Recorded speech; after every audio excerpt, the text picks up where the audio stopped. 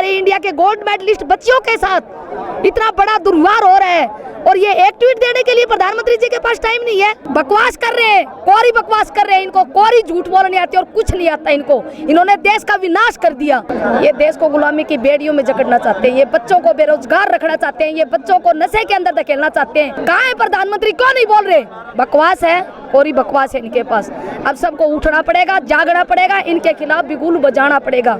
इन्होंने शिक्षा, स्वास्थ्य सब बर्बाद कर दिया, सब कुछ बर्बाद कर दिया, देश को विनाश की तरफ लेके जाना चाहते हैं ये। प्रधानमंत्री जी समझ जाइए, आज हमारी बेटियों की इज्जत के साथ खिलवाड़ हुआ है, बिल्कुल भी माफ नहीं किया जाएगा।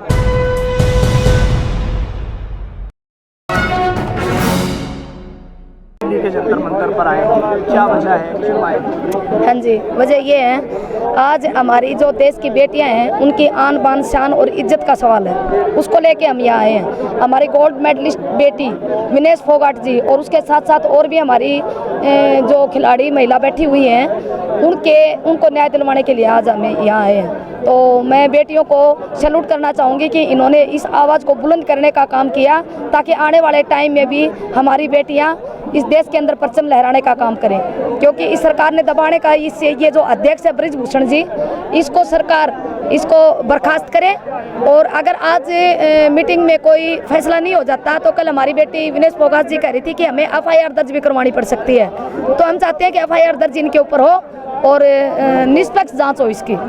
और अगर सरकार लिपापोती करने का काम करेगी तो ये समस्त खाप, जितनी भी खाप है, खाप और सामाजिक संगठन, किसान सभा, जितने भी हैं और महिला संगठन, हम सब निकल के आएंगे और इस सरकार के खिलाफ बिल्कुल बिगुल बजाएंगे। एक तरफ मोदी सरकार ने देखो हरियाणा से ये नारा दिया था, बेटी बचाओ बेटी पढ़ाओ। जिस दिन ये पानीपत में नारा दे के आए थे ना, हमें एक उम्मीद जगी थी कि वो बहुत अच्छे प्रधानमंत्री हमारे देश के अंदर आ गए। लेकिन आज हो क्या रहा है, आज ये पूरा वर्ल्ड क्या देख रहा है, हमारे इंडिया के गोल्ड मेडलिस्ट बच्चियों के साथ इतना बड़ा दुर्व्यवहार हो रहा है और ये एक ट्वीट देने के लिए प्रधानमंत्री जी के पास टाइम नहीं है। क्या करेंगे ऐसे प्रधानमंत्री का? हमारी बेटियों की इज्जत ही सुरक्षित रहे तो क्या करेंगे ऐसे प्रधानमंत्री का? क्या करेंगे ऐसे सत्ताधारियों का? हमें नहीं चाहिए ऐसे सत्ताधारी।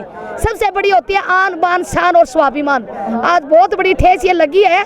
हम हमारी बच्चियों को कहाँ नहीं भेजेंगे, ये बताइए? कहाँ नहीं भेजेंगे अपनी बच्चियों को? स्कूल नहीं भेजेंगे, हॉस्पिटल नहीं भेजेंगे, कहाँ नहीं भेजेंगे? लेकिन इन्होंने इतना बुरा हाल कर दिया तो इसके खिलाफ तो ये बिगुल बजेगा। लेकिन ब्रिजभूषण कहते हैं कि अगर मेरी जबान खुली तो सुनामी आएगी। हाँ, आप खोलिए ना जुबानें, कुछ है ही नहीं ब्रिजभूषण के पास। ये ब्लैकमेल करने का काम कर रहे हैं। क्या जुबान खोल? 3 दिन से तो उन्होंने जबान नहीं खोली। खोलिए ना जुबान, हम सुनने को तैयार है। हमें पता है हमारी बेटियों के अंदर कितना दम है। बकवास कर रहे हैं, कोरी बकवास कर रहे हैं, इनको कोरी झूठ बोलना नहीं आती और कुछ नहीं आता इनको। इन्होंने देश का विनाश कर दिया। तो इसलिए आज हम जंतर मंतर पे सरकार को बताना चाहते हैं कि अगर इन बेटियों के साथ निष्पक्ष जांच नहीं हुई तो एक बहुत बड़ा आंदोलन भी हो सकता है। जैसे हमारे ये जो हमारी कमेटी बनी हुई है खिलाड़ियों की, जैसा ये आदेश देंगे उसके अकॉर्डिंग हम इन बच्चों के साथ कंधे से कंधा मिला के चलेंगे। वो लोग कहते हैं कि कांग्रेस के हाथ का खिलौना बन गए हैं ये लोग, इसलिए जंतर मंतर पर बैठे हैं। इनके पास कोई है नहीं, तो वो तो कुछ है ही नहीं सरकार के पास है, कांग्रेस के पास। अरे हम एक इंसान है, मैं एक महिला हूँ, मेरा फर्ज नहीं पड़ता कि हमारी बेटियों के साथ अगर कोई खिलवाड़ करे तो मैं आवाज उठाऊं? कोई जरूरी नहीं है कि मैं कांग्रेसी हूँ, क्या मैं एक इस भारत देश की एक महिला हूँ, एक इंसान हूँ। ये जितने भी लोग खड़े हैं ना, ये सिर्फ इन बच्चों के साथ जो अन्याय हुआ है, इन बेटियों के साथ अन्याय हुआ है। अभी हरियाणा के अंदर देखिए, जो हमारे संदीप हैं खेल मंत्री, वो मामला तो अभी सुलझा ही नहीं था, अभी एक और नया मामला सामने आ गया। ये तो ये भी कहते हैं कि पहले कहाँ गई थी विनेश फोगाट, पहले आवाज क्यों नहीं उठाई? अरे लड़कियां बेटियां ऐसी होती हैं, बर्दाश्त करती हैं कि क्या पता ये सुधर जाए, क्या पता ये सुधर जाए। जब सिर पर से कौन बीजेपी वाले, इनका घर में भाई सारे तो रांडे बैठा रखे हैं। इनका घर में ना बहन ना बेटी, कुछ नहीं है इनका। इनने कौन बेरा एक बेटी की इज्जत किया? हमने बेरा, क्योंकि हमने बेटियां तो जन्म दे रखा है। और ये ब्रिजभूषण क्या बोल रहा है कि इसके अंदर ये तो कोई षड्यंत्र है। आप मीडिया साथियों ने सवाल किया उससे, षड्यंत्र किसका हो सकता है? बोला जी पूंजीपतियों का। ये सारी छोरी जो बैठी है नूर है, सारी खेता मत लकड़ की आ रही है, ठीक है ना? गांव की बेटियां हैं, पूंजीपतियों से इनका क्या ताल्लुक होगा? पूंजीपति तो तारी गुलामी करे बीजेपी की, पूंजीपति तो आप लोगों की गुलामी कर रहे हैं। मैं बता देती हूँ ब्रिजभूषण जी को, वो बौखलाए हुए हैं, वो कोई कुछ भी बोल सकते हैं, बौखलाया हुआ इंसान कुछ भी बोल सकता है। लेकिन जो नहीं बोल रहे हैं, खामोश बैठे हैं, हाँ, वो क्यों बैठे? वो जो खामोश, हाँ मैं बताती हूँ भाई क्यों बैठे हैं वो खामोश, क्योंकि उनका विचार विपरीत है। ऐसे लोग जब अंग्रेजों का देश हमारा गुलाम था ना, उस वक्त भी ऐसे लोग थे। अगर ऐसे लोग इस देश के अंदर नहीं होते ना, तो इतनी साल हम अंग्रेजों की गुलामी नहीं सहन करते।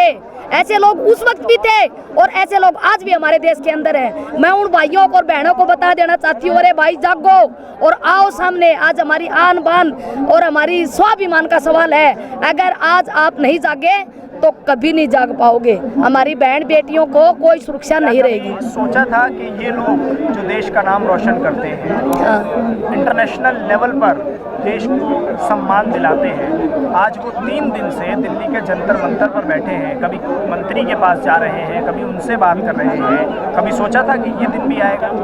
कभी नहीं सोचा था मैं, कभी नहीं सोचा था ये तो कि ऐसा भी। और पता नहीं देश के प्रधानमंत्री को और इन मंत्रियों को शर्म आ रही है कि नहीं आ रही है, लेकिन हमें शर्म आ रही है। हमें शर्म इस चीज की आ रही है कि पूरे वर्ल्ड के अंदर क्या मैसेज जा रहा है।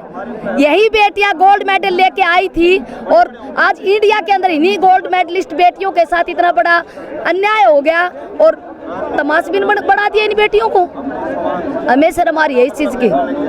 जबकि होना तो ये था कि इनको यहाँ बैठने की जरूरत भी ना पड़ती है। हाँ बिल्कुल निपट जाती, कि निपटाना नहीं चाहते मेरे भाई, ये दबाना चाहते हैं। ये हर जो कमा के खाने वाले लोग उनको दबाना चाहते हैं, जो इस देश का भला चाहते हैं उनको दबाना चाहते हैं। चाहते क्या है आप? कुल मिला के क्या चाहते हैं? ये चाहते हैं देश को गुलाम बनाना। ये देश को गुलामी की बेड़ियों में जकड़ना चाहते हैं। ये बच्चों को बेरोजगार रखना चाहते हैं। ये बच्चों को नशे के अंदर धकेलना चाहते हैं। इन्होंने शिक्षा, स्वास्थ्य सब बर्बाद कर दिया, सब कुछ बर्बाद कर दिया। देश को विनाश की तरफ लेके जाना चाहते हैं ये, और कुछ नहीं है इनके पल्ले, और कुछ भी नहीं है। ये कह रहे कि मोदी का तो डंका बज जा अमेरिका में। अरे अमेरिका में डंका बज जा, उरे मोदी क्यों नहीं बोल रहा है जंतर मंतर पे? अमेरिका जाके उसका डंका बजा, उरे हमारी बेटी रोने लग रही है, क्या क्या डंका बजा है? बकवास कर रहे हैं ये सब लोग। यहाँ से तो कुछ ही दूर है मोदी जी का आवास। हाँ तो कुछ दूर हो ना, वो इंडिया का प्रधानमंत्री है भाई, क्यों नहीं बोल रहा? तो अमेरिका में डंका कितने बाज गया, इंडिया में यो हाल हो रहा है। कहाँ है प्रधानमंत्री, क्यों नहीं बोल रहे? बकवास है, पूरी बकवास है इनके पास। अब सबको उठना पड़ेगा, जागना पड़ेगा, इनके खिलाफ बिगुल बजाना पड़ेगा। आज हम सब कुछ बर्दाश्त करते आए, लेकिन हमारी बेटियों की इज्जत के साथ। आप लोग बजाते कहाँ है बिगुल?